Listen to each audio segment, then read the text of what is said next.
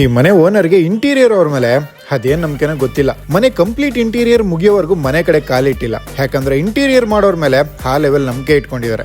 End to end interior ನ perfect ಆಗಿ 7 time ಒಳಗಡೆ ಫಿನಿಶ್ ಮಾಡಿದ್ದಾರೆ. ಈ ಮನೆ ಇಂಟೀರಿಯರ್ ಮಾಡಿರೋದು ಯಾರಂದ್ರೆ smart space construction and interior ಅವರು. ಈ ಫೀಲ್ಡ್ ನಲ್ಲಿ ಇವ್ರಿಗೆ 10 ವರ್ಷ ಎಕ್ಸ್ಪೀರಿಯನ್ಸ್ ಇದೆ.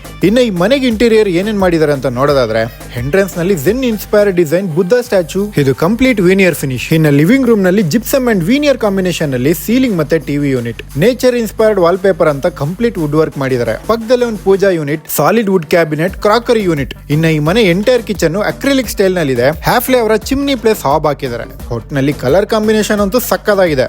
ಅಂಡ್ ಈ ಮನೆಯಲ್ಲಿ ಟೋಟಲ್ ಆಗಿ 3 ಬೆಡ್ರೂಮ್ ಇದೆ. ಈ ಸನ್ ಬೆಡ್ರೂಮ್ ನಲ್ಲಿ ವಾಲ್ ಪೇಪರ್, ಕುಶನ್ ಕಾಟು, ಸ್ಟಡಿ ಟೇಬಲ್ ಎಲ್ಲ ಇದೆ. ಬಟ್ ಇನ್ನ 2 ರೂಮ್ ಇದೆಯಲ್ಲ, ಇದ್ರಲ್ಲಿ ಯಾವ್ದು ಮಾಸ್ಟರ್ ಬೆಡ್ರೂಮ್ ಅಂತ ಕನ್ಫ್ಯೂಸ್ ಆಗೋಗುತ್ತೆ. ಆ ಲೆವೆಲ್ ಗೆ 2 ಬೆಡ್ರೂಮ್ ನ ಲಕ್ಸುರಿ ಆಗಿ ಡಿಸೈನ್ ಮಾಡಿದ್ದಾರೆ. ಈ ಬೆಡ್ರೂಮ್ ನಲ್ಲಿ ಲ್ಯಾಕರ್ ಗ್ಲಾಸ್ ವಾರ್ಡ್ರೋಬ್, ಪ್ರೀಮಿಯಂ ಕಾಟು ಎಲ್ಲ ಇದೆ.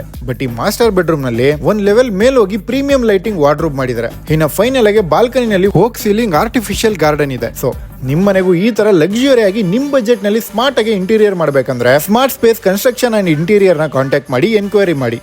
ಬಾಯ್.